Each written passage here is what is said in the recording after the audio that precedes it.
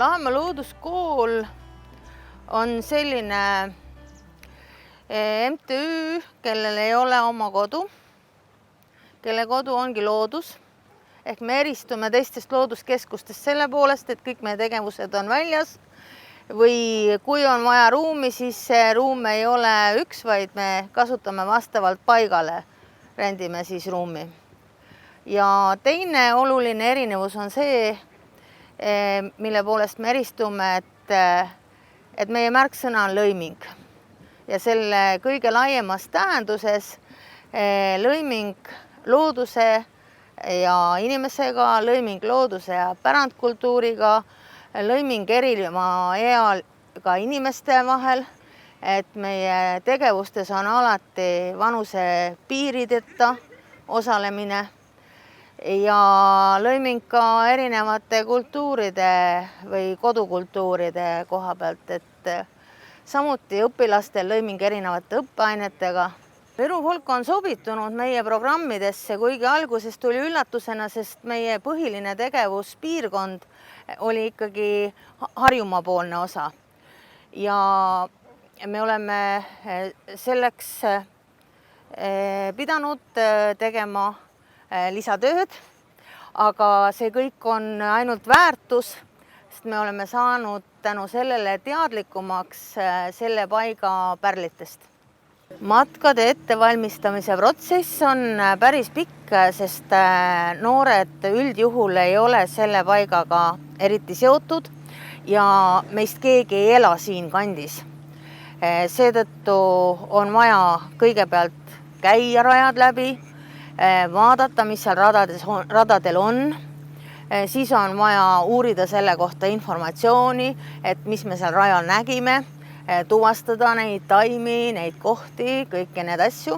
Ja siis ennem folki tuleme me ka paar päeva varem siia kohale ja testime veel korra siis selle trassi läbi ja vaatame, kui kaua üks rada aega võtab ja kui palju siis neid samme või kilomeetreid selle lõigu peale kokku tuleb. Räägi natuke, mis asi metsakümblus on? Metsakümblus on Jaapanis arendatud tehnika või praktika, mis väga üldiselt tähendab seda, et minna loodusesse ja olla looduses täielikult kohal. Ja siis sellel on väga palju häid terviseefekte. Kuidas sina metsakümblusega tutvusid?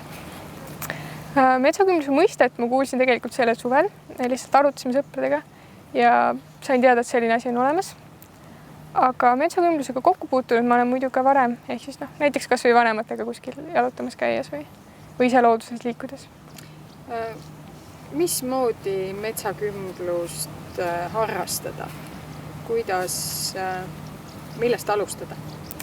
Metsakümbluse harrastamine iseenesest on väga lihtne, seal on ainult 2 osa, ehk siis üks asi on koht, ehk siis tuleb minna kuhugi loodusesse, kas metsa või mere äärde.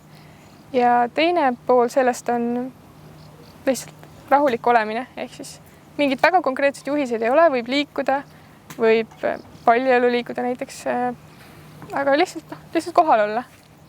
Kuidas sina ise metsakümblust teed? Kui ma mõtlen, kui mind midagi ärritab, siis ma tahan jalutama minna või jooksma minna ja ma ütleks, et see on ka metsakümblus. Kui pikk peab olema üks kümblemise seanss, et sellest oleks kasu? Järjekordselt ei ole kindlalt pikkust, kuidas inimene ise tunneb. Ei ole kindlalt pikkust, kui kaua peab üks metsakümbluse seanss kestma. Ehk kuidas inimene ise tunnetab. Kuidas seal lugu on, kui ma lähen sõpradega metsa? Millised reeglid siis tuleks kokku leppida? Selleks, et metsakümblust harrastada, ma ütleksin, et võib-olla siis püüda ise kohal olla, ehk siis võib-olla natuke vaiksemalt. Aga selliseid reegleid ei ole. Metsakümbluseks on Käsmus hommikumatkad, ehk siis me lähme kõigepealt, ma räägin natuke metsakümblusest väga lühidalt ja siis lähme kõnnime lihtsalt vaikselt ringi. Igaüks saab ise püüda harrastada. Metsakümblus on minu jaoks ka ausalt öeldes uus mõiste. Aga sisuliselt metsakümblusega puutusin ma kokku vast oma 10 aastat tagasi, kui ma esimest korda kuulsin, et Jaapanis suunatakse inimesi siis metsa, õigemini nendel on need juba pargid, eks, mitte sellised metsad nagu meil, selleks, et siis terveneda või saada energiat. Jälle pean mainima Veljo Rannikut, kes mulle juba tunduvalt varem rääkis sellest, et miks meil on tehtud sanatooriumid, haigete laste koolid, kõik männimetsadesse, sest okaspuud eritavad pärast vihma selliseid aineid õhku, mis mõjuvad hingamisteedele hästi, mis mõjuvad väsimuse vastu hästi ja nii edasi.